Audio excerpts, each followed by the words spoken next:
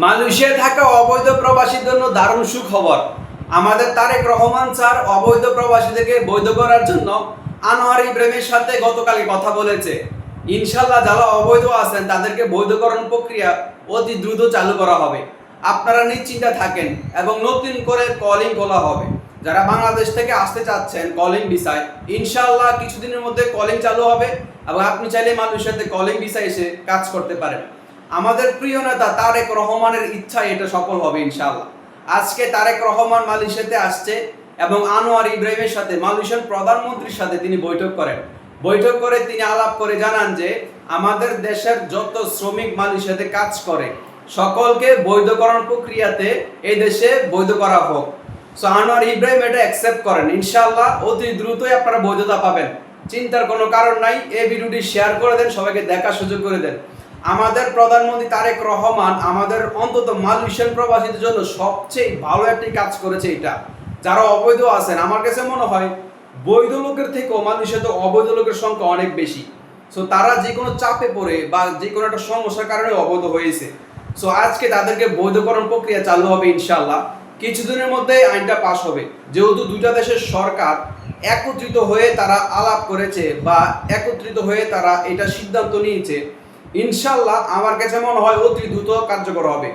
আমাদের সরকার এটা আবদার রেখেছে, আর একটা দেশের সরকার যখন আরেকটা দেশের সরকারের কাছে একটা আবদার করে তখন তারা এটাকে অনেক গুরুত্ব সহকারে দেখে। ইনশাল্লাহ আমাদের সরকারের কথা এই দেশের সরকার এটা মানবে, কারণ এই দেশের সরকারের কোনো ক্ষতি নাই। যদি অবৈধ প্রবাসীরা বৈধ হয় তাহলে মালয়েশিয়ার আরো ভালো। মালয়েশিয়ান সরকার ট্যাক্স পায়, মালয়েশিয়ান সরকার ভিসা লাগানোর ফ্রিটা পায়, অবৈধ থাকলে সেটা সে পায় না। সো অতি দ্রুতই আপনারা বৈধকরণ সম্পূর্ণ পাবেন। অতি দ্রুত বাংলাদেশ থেকে কলিং চালু হবে।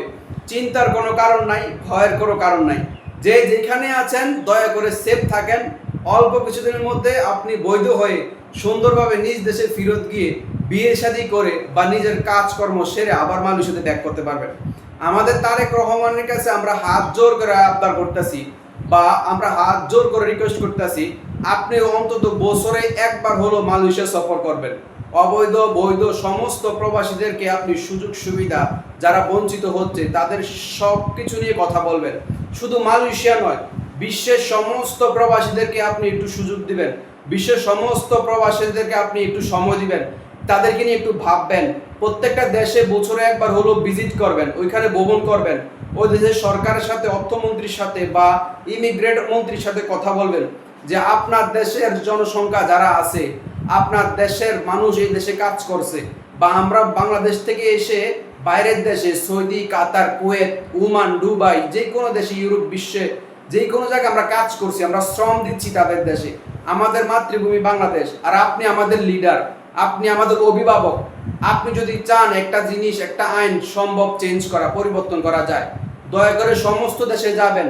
সৌদি, কাতার, কুয়েতে সব দেশে যাইয়া মালয়েশিয়ার মতন এরকম সুযোগ সুবিধা তাদেরকে দিবেন। যারা সমস্ত প্রবাসী সুযোগ সুবিধা থেকে বঞ্চিত হচ্ছে, আপনি একবার গেলে ওই দেশের সরকারের সাথে আবদার করলে, কথা বললে, ইনশাল্লাহ ওই দেশের সরকার শুনবে এবং আপনাকে সাপোর্ট দিবে। কারণ আপনি আমাদের দেশের অভিভাবক, আর একটা অভিভাবক যখন একটা মানুষকে চায় তখন ইনশাআল্লাহ সবাই এটা কবুল করে। আল্লাহ নিজেই বলছে, বাচ্চা না কাঁদলে মা কখনো দুধ দেয় না। আপনি আমাদের অভিভাবক, আপনার মাধ্যমে আমরা চাই সুযোগ সুবিধা পাইতে।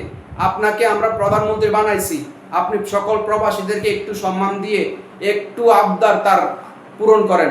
সমস্ত প্রবাসীর আবদার পূরণ করেন। সমস্ত প্রবাসীরা তাকিয়ে আছে আপনার দিকে। যেরকম ভাবে মালয়েশিয়াতে এসে আপনি মালয়েশিয়ান প্রবাসীদের ভাগ্য খুলে দিয়েছেন, এটা আসলে সত্যি খুবই প্রশংসনীয়। তারেক রহমানকে আমরা প্রশংসার দুয়ারে বাসতেছি এখন। তারেক রহমান স্যারকে অসংখ্য ধন্যবাদ যে মালয়েশিয়ান প্রবাসীদেরকে এত সুযোগ দেওয়ার জন্য। আপনি মালয়েশিয়াতে আসছেন, কথা বলছেন, সমস্ত প্রবাসী অনেক খুশি হয়েছে। তবে দেখা করতে পারেন, এটাই কষ্ট। ইনশাল্লাহ একদিন আপনার সাথে দেখা হবে। আপনার কারণে সমস্ত প্রবাসীরা খুশি এবং বৈধকরণ পাবে। ইনশাল্লাহ ভিডিওটি শেয়ার করে আপনি সবাইকে দেখার সুযোগ করে দিবেন।